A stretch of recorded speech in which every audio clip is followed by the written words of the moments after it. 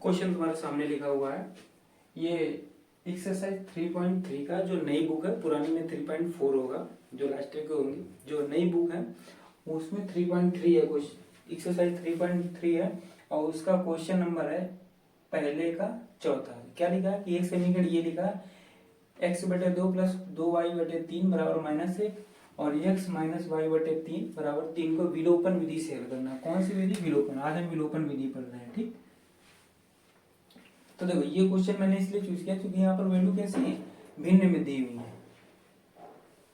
ठीक, तो कुछ लोगों को आएगा लेकिन कुछ लोगों को ये चीजें समझ में नहीं आएगी। तो चीजें ध्यान रखना कि अगर कोई समीकरण भिन्न में दिया तो सबसे पहले उसको भिन्न खत्म करते हैं। सबसे पहला क्या काम होता है, उसको भिन्न खत्म करते हैं। एक नॉर्मल जो स्टैंडर्ड फॉर्म होता है a1x plus b1y equal to c1 वाला, उस फॉर्म में इसको बना लेते हैं, जो इसका मानक समीकरण होता है उस फॉर्म में बनाएंगे। तो यहाँ से 2 3 हमें हटाना है, इसी तरह से यहाँ से 3 हटाना है। ठीक, इसको हटाने का वही तरीका जैसे अपना भिन्न को हल करते हैं। ये भिन्न है तो भिन्न को हल करने के लिए भिन्न वाला ही तरीका लगेगा, फिर वो चाहे वैल्यू तुम्हारी अल्फाबेटिकल हो या न्यूमेरिकल वैल्यू हो। आई मीन चाहे x/y लिखा हो, चाहे 1/2 प्लस 3/4 लिखा हो, या x/y प्लस z/c कुछ भी लिखा हो, लेकिन हम तरीका वही अपनाते हैं। सबके लिए वही तरीका होता है। भिन्न चाहे जिस तरह से लिखी हो, हल उसको उसी रूल से करते हैं जैसे अभी तक भिन्न हम कक्षा 7-8 में हल करते रहे और आगे भी हल करेंगे। तरीका वही होता है। ठीक, तरीका क्या होता है कि सबसे पहले हम उसका हर बराबर करते हैं। तो सबसे पहला काम क्या, हम लिखेंगे इसको, ये हल लिख लिया, समीकरण उतार लिया, x/2 प्लस 2y/3 बराबर -1। दूसरा समीकरण उतारने से पहले इसको नॉर्मल फॉर्म में लिख लेंगे। तो इसमें x/2 यहाँ हर 2 है, यहाँ हर 3 है, तो सबसे पहले इनका हर बराबर करेंगे। तो हर बराबर करने के लिए क्या है, 3 दूनी 6, यानी कि हमें 6 करना है हर में। तो यहाँ पर ऊपर नीचे 3 से गुणा करेंगे, यानी कि x/2 इसमें हमने गुणा कर लिया कितने से, गुणा 3, यानी कि इस हर का इसमें कर लिया, यानी इन दोनों का एलसीएम ले लेते हैं। प्लस ये 2y/3 है ना, अब इसमें इसका ऊपर नीचे गुणा कर लिया, यानी गुणा 2/2। ठीक, हो गया बराबर -1। यहाँ तो वही रहेगा। ठीक, गुणा करो तो ये हो जाएगा 3x/6 प्लस 2 दूनी 4y/6 बराबर -1। अब इस 6 को हटाना, तो ये चूंकि दोनों में 6 है तो इधर से 6 कॉमन करेंगे, वो 6 उधर चला जाएगा, यानी कैसे लेंगे 3x प्लस 4y। अब जब दोनों में है तो इसको एक बार लिख लेते हैं बराबर -1। देखो ये चीजें तुम्हें हर बार नहीं लिखा, अगर तुम्हें चीजें आती हैं तो तुम यहाँ से डायरेक्ट ये चीज लिख सकते हो। अगर तुम्हें पता है एग्जामिनर वो चीजें समझ जाएगा, लेकिन तुम्हें, अब मुझे नहीं पता तुम्हें आता है कि नहीं आता, इसलिए हम तुम्हें एक एक स्टेप बता रहे हैं। ये दोनों अगर हर सेम होते तो हर को एक बार लिख लिया जाता है। अब देखो ये यहाँ पर भाग में, तो इधर चला जाए गुणा हो जाएगा, क्योंकि हमें भिन्न खत्म करनी है, इसका हर खत्म करना है, इसलिए ये 6 को हटाना है यहाँ से। तो ये होगा 3x प्लस 4y और ये उधर आएगा तो हो जाएगा -6। अब ये समीकरण नंबर है। वैसे ये डायरेक्ट एक लाइन का था, ये सारी लाइन है, तुम डायरेक्ट ऐसे लिख सकते थे इधर। अगर नहीं जाए तो चीजें ऐसे लिख लो, बस ऐसे हमने हर एक स्टेप ऐसे बताया है कि चीजें इस तरह से आती हैं, इसलिए हमने 3 स्टेप एक्स्ट्रा ले लिए हैं। ठीक, अब तुम ये वाला निकाल लो। तो ये समीकरण, जो ये समीकरण लिखा है ये वाला, इस समीकरण को हम ऐसे लिख सकते हैं और हमें इसी फॉर्म में लिखना भी है। अगर भिन्न में दिया तो उसको इस तरह फॉर्म में लाएंगे, यानी कौन सा फॉर्म होता है, हम ax plus by equal to c, इस फॉर्म में समीकरण को लाएंगे। यानी कि इसका हर हटा देना है, x का कुछ गुणांक होना चाहिए, इसे y का कुछ गुणांक होना चाहिए, और उधर अगर c है तो भी नहीं, कुल मिलाकर इसका हर हटना चाहिए। तो हमने हर हटा दो, ये इसी रूप में आ गया। ठीक, चलो अब ये समीकरण लेते हैं। तो ये x माइनस y/3 बराबर 3। अब देखो यहाँ पर ऐसे करते हो तो डायरेक्ट देखो क्या होगा कि इसका ऊपर नीचे गुणा करोगे ना, यानी कि 3x माइनस y बराबर, अब ये उधर चला जाएगा तो हो जाएगा 3 3 9, समीकरण नंबर 2। जैसे ये स्टेप किए थे वही सारे स्टेप यहाँ हो गए, लेकिन जब हम तुम्हें ये बता चुके इसलिए मैं यहाँ के स्टेप खत्म कर दिए, डायरेक्ट लिख दिया, इसका हर एलसीएम ले लिया, यानी कि ये यहाँ पर हर 3 है, यहाँ पर 3 नहीं, तो यहाँ पर नीचे 3 लाने के लिए इसमें ऊपर नीचे 3 का गुणा करेंगे। तो 3 का गुणा कर लिए, यहाँ तो करना नहीं गुणा, चूंकि यहाँ पहले से ही 3 हमें हर 3 बनाना है, तो यहाँ पर 3 गुणा करना नहीं, तो ये 1 ही रहेगा, और ये 3 जब हो जाएगा तो फिर इसके साथ आएगा, तो 3 गुणा 3 यहाँ भाग में, तो यहाँ गुणा में आएगा, 3 3 9 हो गया ये। ठीक, ये चीजें हो गई। अब देखो यहाँ पर 3x है और यहाँ पर भी 3x है, यानी कि चीजें बराबर है, x के गुणांक बराबर है। यानी 3x प्लस 4y बराबर -6 ये, और दूसरा है 3x माइनस वाई बराबर 9। देखो यहाँ पर गुणांक बराबर है, इसलिए हमें गुणांक बराबर करने की जरूरत है नहीं, पहले से ही बराबर है, ना होते तो बराबर करते। ठीक, तो अब यहाँ अगर तुम y करो, y को कैंसिल आउट करो तो बराबर करने पड़ेंगे, लेकिन जब एक पहले से बराबर है तो फिर दूसरे को क्या बराबर करना है, यहीं से कम कर दे तो स्टेप हमारे बचेंगे। लेकिन यहाँ पर चिन्ह कैसे, ये भी धनात्मक ये भी धनात्मक, यानी कि ऋणात्मक करना तो घटाने पर लिखेंगे, चिन्ह बदलना है तो घटाने पर। ठीक, अगर चिन्ह नहीं बदलना होता तो लिखते हैं जोड़ने पर, तो हमें चिन्ह बदलना है, ये धन का ये इसको ऋण का करना है, इसलिए घटाने पर करेंगे। ठीक, अगर देखो अगर यहाँ पर ऋण होता और यहाँ पर भी ऋण होता तब भी हमें चिन्ह बदलने होते, तब भी हम घटाने पर ही लिखेंगे, जोड़ने में नहीं लिखते। घटाने पर चिन्ह बदलते हैं और जोड़ने पर चिन्ह नहीं बदलते हैं, इसलिए हम यहाँ घटाने लिखेंगे। तो घटाने लिखेंगे तो ये चिन्ह बदल जाएंगे, ये धन का तो ऋण का हो जाएगा, ये ऋण का तो धन का हो जाएगा, और ये भी ऋण का हो जाएगा, ये दो कैंसिल आउट हो गए। यहाँ से बचा ये भी पॉजिटिव ये भी पॉजिटिव, तो 4 1 5, यानी कि ये हो गया 5y, और इधर ये दोनों 15 हो गए, कैसे माइनस के, ये भी माइनस का 6 ये माइनस का 9 हो गया। ठीक, तो y बराबर हो गया -15/5, तो y बराबर आया तुम्हारा -3, ये y की वैल्यू आ गई। ठीक, अब y का मान किसी भी समीकरण में रखो, y का मान समीकरण 1 में रखने पर रख लो, ये ना रख लो यहाँ पर, तो ये होगा 3x, ये हो गया ना 3x, ठीक, 3x plus 4y, 3x plus 4y, तो प्लस 4 और y की जगह मिल गया -3 बराबर -6। ठीक, ये आ गया, ये हो गया 3x बराबर -6, और ये 4 3 12 माइनस का हो जाएगा ना, ये ऋण ये धन तो माइनस का होगा, उधर आएगा तो हो जाएगा प्लस का 12। ठीक, तो अब यहाँ पर बचा x बराबर क्या बचेगा, 12 में से 6 जाएगा ना, विपरीत चिन्ह के तो घट जाएगा, और यहाँ से 3 यानी कि यहाँ अपॉन में 3 आएगा, तो ये x बराबर कितना हो गया 2, ये आ गया। ठीक, तो आंसर में हम लोग क्या लिखेंगे, आंसर x बराबर 2 और y बराबर -3। ठीक, ये तुम्हारा आंसर होगा। ये क्वेश्चन इसलिए हमने बताया क्योंकि ये फ्रैक्शन में था, तो आप लोग समझ जाओगे फ्रैक्शन में क्वेश्चन इस तरह से हल किए जाते हैं। और आप लोग क्वेश्चन को सही से देखते, वीडियो को देखने का मतलब ये नहीं होता कि वीडियो चालू कर लिया और बस आप लोग बैठ गए। अगर तुम्हें रियल में पढ़ना ही है, मैथ का डर भगाना है, तो वीडियो चालू करो, कॉपी और पेन लेके बैठो। अगर तुम्हें क्वेश्चन आते हैं तो वीडियो को वहीं पर रोको और क्वेश्चन लगाओ, उसके बाद देखो कि हमारा क्वेश्चन सही है या नहीं सही है, या अगर हम गलती कर रहे थे तो कहाँ पे कर रहे थे। ठीक, अगर नहीं आते तो उसको एक बार देख जाओ, क्वेश्चन नोट कर लो अपने मन से, वीडियो चालू किया, क्वेश्चन लिखा मैंने। ठीक, वीडियो को रोको, सबसे पहले क्वेश्चन लिख लो कॉपी में, अगर नहीं आता क्वेश्चन लिख लिया, इसके बाद वीडियो को देख जाओ, यानी जितने क्वेश्चन मैंने बताया वो सारे कॉपी में नोट कर लो, उसके बाद वीडियो देख जाओ। जब तुम देख जाओ वीडियो, उसके बाद वो क्वेश्चन लगाओ, और उसके बाद जो तुम्हारी कॉपी बुक जो भी तुम्हारे पास किताब हो उसमें क्वेश्चन लगाओ। क्वेश्चन देखो, क्वेश्चन सारे ऐसे ही होंगे, बस वैल्यू चेंज होगी, तो तरीका यही होता है लगाने का। ठीक, और किस तरह से क्या बताया क्या नहीं बताया, उन चीज़ों पर ध्यान दो, हर चीज़ पर, हर छोटी छोटी चीज़ इंपॉर्टेंट होती, महत्वपूर्ण तुम्हारे लिए। ठीक, तो चलो अब नेक्स्ट क्वेश्चन देखते हैं। ये क्वेश्चन तुम्हारे सामने है। ठीक, अंश और हर वाले क्वेश्चन मैंने तुम्हें कल बता दिए थे। बस तरीका क्या है कि सबसे पहला जरूरी काम होता है कि समीकरण बनाना। अभी जो 2 क्वेश्चन लगाए उसमें समीकरण तुम्हें दे रखे थे।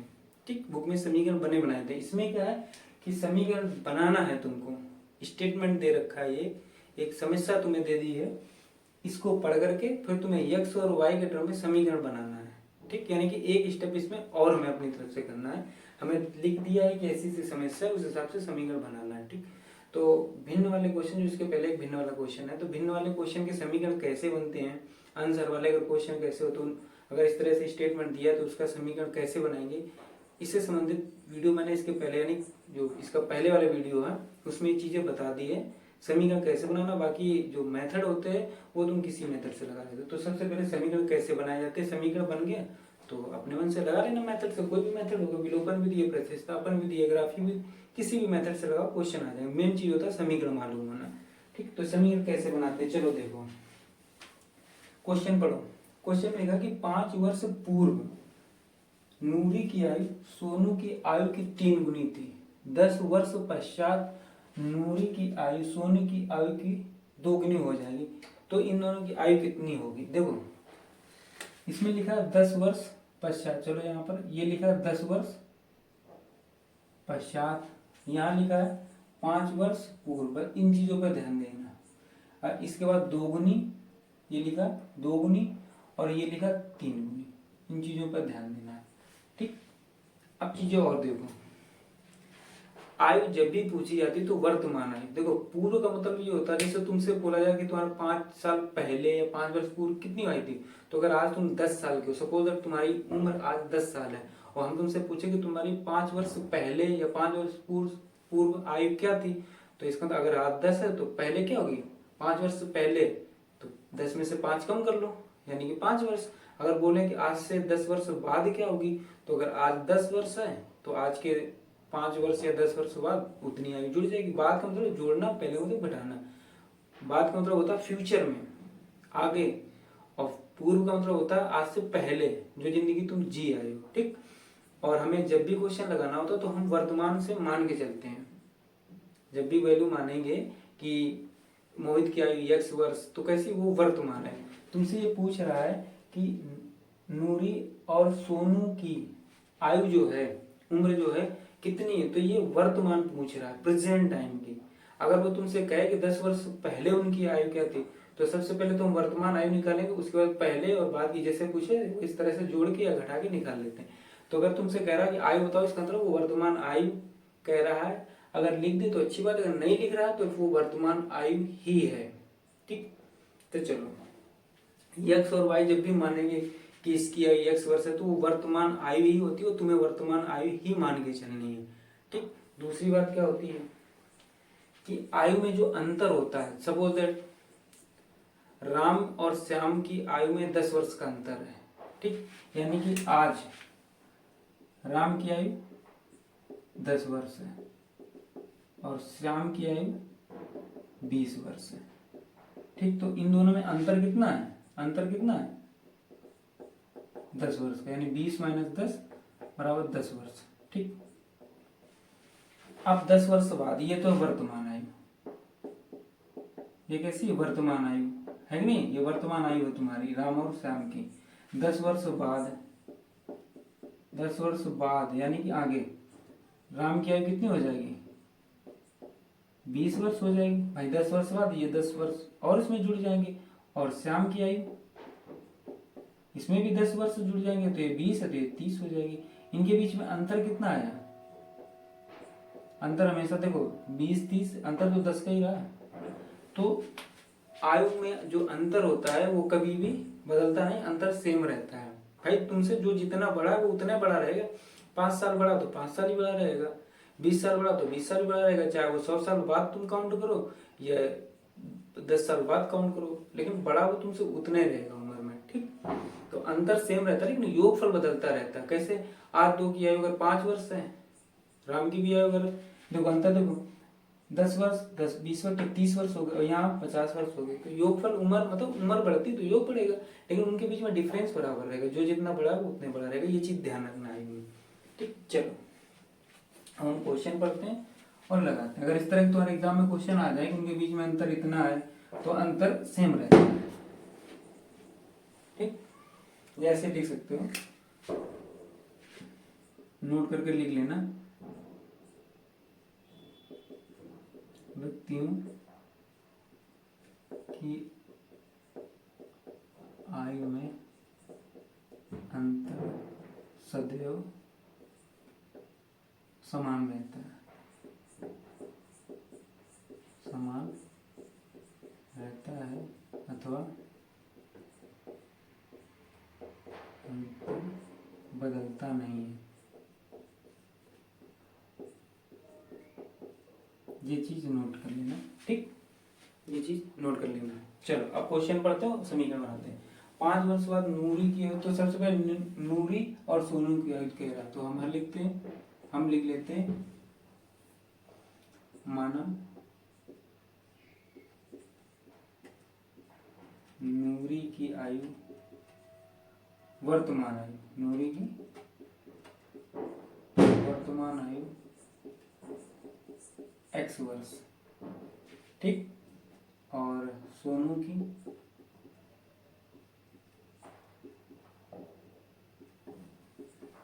की वर्तमान आयु y वर्ष है, ठीक। इतना मैंने मान लिया। अब शर्त देखते हैं। तो प्रथम शर्त क्या कह रहा है? 5 वर्ष पूर्व, तो वर्तमान आयु x है, तो 5 वर्ष पहले तो जितनी आयु होगी उसमें से 5 कम हो जाएंगे, यानी कि x माइनस 5, यही तो होगी। चलो चीजें और तुम्हें अच्छे से समझा दें। 5 वर्ष पूर्व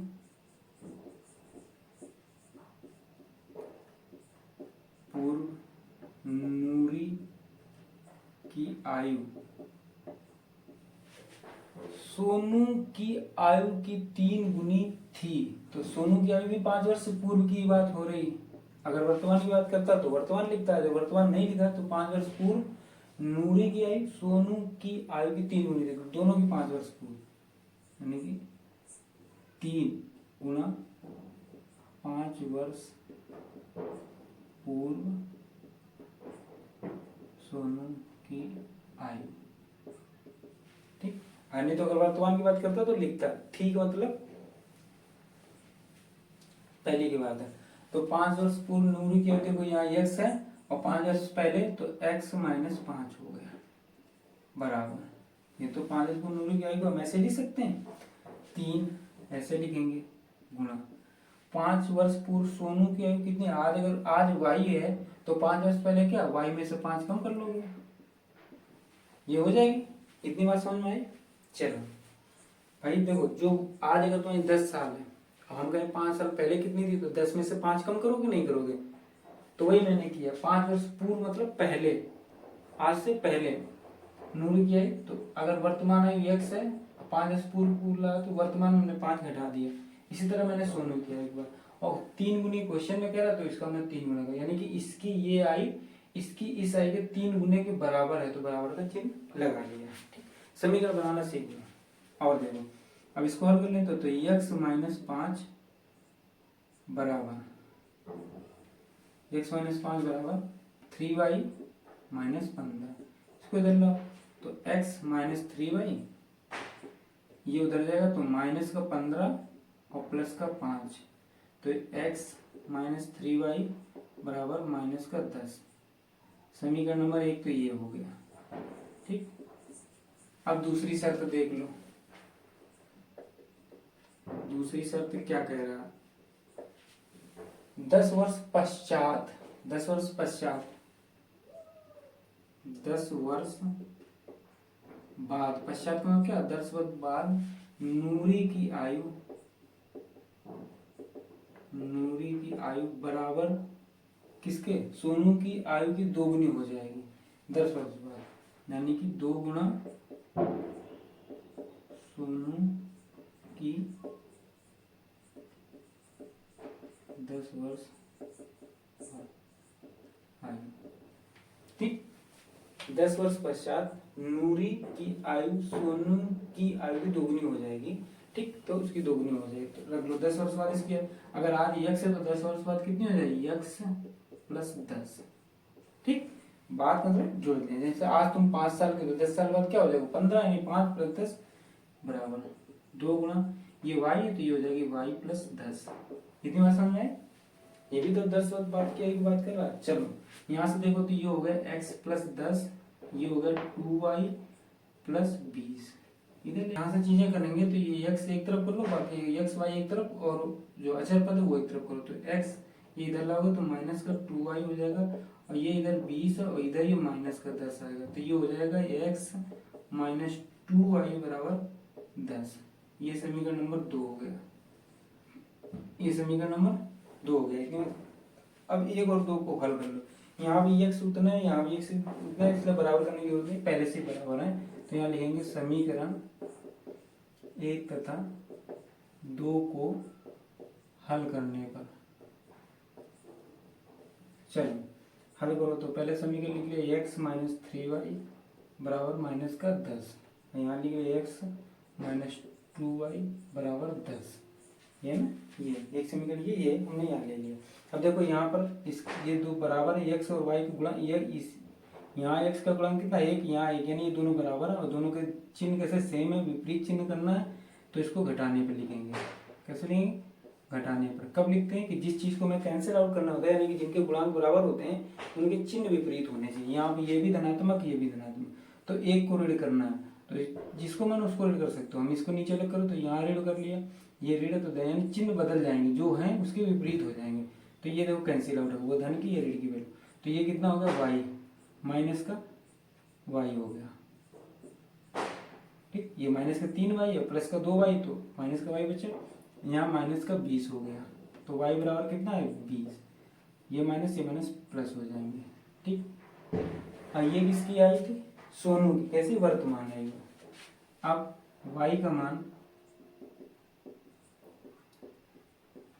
समीकरण 1 में रखने पर, इस तरह से तुम्हें लिखना है, ये सारी चीजें रखने पर ऐसे ही लिख के दिखा, ऐसे ही लिखना जैसे मैं लिख रहा हूँ। रखो 1 में, तो x ये है ना समीकरण नंबर 1, तो x माइनस 3 और y की वैल्यू कितनी है 20, तो गुणा 20 बराबर माइनस का 10, तो ये हो गया x बराबर माइनस का 10 और ये 20 नहीं 60 है, इधर आएगा तो प्लस का 60 हो जाएगा, तो x बराबर होगा 50। ये आ गया। आंसर में क्या लिखोगे? तो आंसर में क्या लिखोगे? x किसकी आयु है? नूरी, तो नूरी की वर्तमान आयु या आयु बराबर 50 वर्ष तथा सोनू की वर्तमान आयु बराबर 20 वर्ष। बस यही आंसर हो गया। तो चीजें तुम्हें समझ में आई होंगी किस तरह से क्या लगाया जाता है। एक बार फिर बता देता हूँ तुमको। यहाँ पर जो लिखी है 5 वर्ष पूर्व 10 वर्ष पूर्व जो भी लिखा हो, सबसे पहले हम मानते हैं वर्तमान है। तो नूरी और श्याम की बात, नूरी और सोनू की बात हो रही थी, तो हमने एक की आयु x वर्ष मान ली, दूसरे की y वर्ष मान ली। ठीक, अब इसके बाद हम शर्त पढ़ते हैं कि पहली शर्त क्या, जितनी भी शर्त होती है सारी शर्त पढ़ लेते हैं। पहली शर्त में क्या है कि 5 वर्ष पूर्व नूरी के, मैं लिख रहा 5 वर्ष पूर्व नूरी के बराबर किसके? सोनू की आयु की 3 गुनी, यानी कि सोनू की आयु भी 5 वर्ष पहले की बात कर रहा है। ठीक, अगर जैसे उसने 5 वर्ष पूर्व यहाँ एक जगह लिख दिया, इसका मतलब वो सब की बात कर रहा है जब तक फुल स्टॉप ना आ जाए, पहली शब्द जब तक खत्म ना होती। अगर ये वर्तमान सोनू की वर्तमान आयु की बात करता तो लिखता कि 5 वर्ष पूर्व नूरी की आयु सोनू की वर्तमान आयु की 3 गुनी। अगर वर्तमान कहता तो फिर हम वर्तमान आयु लिखते, लेकिन उसने नहीं कहा कुछ, तो यही रहेगा। ठीक, इसीलिए मैंने वही कर लिया। उसने कहा 5 वर्ष पूर्व नूरी की आयु सोनू की आयु की 3 गुनी थी, तो सोनू की आयु भी 5 वर्ष पहले की बात कर रहे हैं, यानी दोनों की आयु कैसी? 5 वर्ष पहले की, उसमें रिलेशन था, तो वही मैंने लिख लिया। आज अगर ये x है तो 5 वर्ष पहले x माइनस 5 हो जाएगी। ऐसे ये y ये वर्तमान, तो y माइनस 5, लेकिन 3 गुनी तो हमने 3 से गुणा कर दिया, दोनों को बराबर कर दिया, एक ये समीकरण बन। सेम ये 10 वर्ष बाद मतलब जोड़ना तो x प्लस 10 कर लिया, y प्लस 10, और इसकी 2 गुनी तो 2 से गुणा कर लिया, इनको सॉल्व किया तो ये समीकरण आ गया। अब समीकरण को हमें विलोपन विधि से सॉल्व करना है, तो ये विलोपन विधि होती है गुणांक को बराबर करके कैंसिल आउट करना, वो हमने बता दिया, ये तुम्हारा आंसर आ गया। अब यहाँ से चाहे अगर पूछे कि 10 वर्ष बाद आयु क्या होगी तो घटा देंगे, 10 वर्ष पहले क्या होगी तो बाद पूछे तो जोड़ के बता देंगे, पहले पूछे तो घटा के बता देते। अगर हमें वर्तमान पता हो जाए कि आयु आज तुम्हारी 20 साल है, तो तुमसे 100 साल बाद पूछे तो 120 हो जाएगी, 50 साल पहले पूछे तो 120 में 50। वर्तमान से आगे जाना है पीछे जाना, अगर आगे जाना भविष्य में तो जोड़ते हैं, और अगर पास्ट में जाना है जो जिंदगी तुम जी के आए अगर वो पूछे तो उतने साल घटा देते हैं जितने साल बोलता है। 10 वर्ष बाद तो 10 वर्ष जोड़ दो, 10 वर्ष पहले तो 10 वर्ष घटा दो वर्तमान आयु में। ठीक, तो हमें वर्तमान अगर आयु पता चल गई तो सारी चीजें पता चल जाती हैं। चलो आज लेक्चर यहीं खत्म करते हैं। ठीक, और तुम लोग वीडियो को शेयर लाइक कर लेना, बाकी बचे हुए क्वेश्चन है वो नेक्स्ट वीडियो में आएंगे।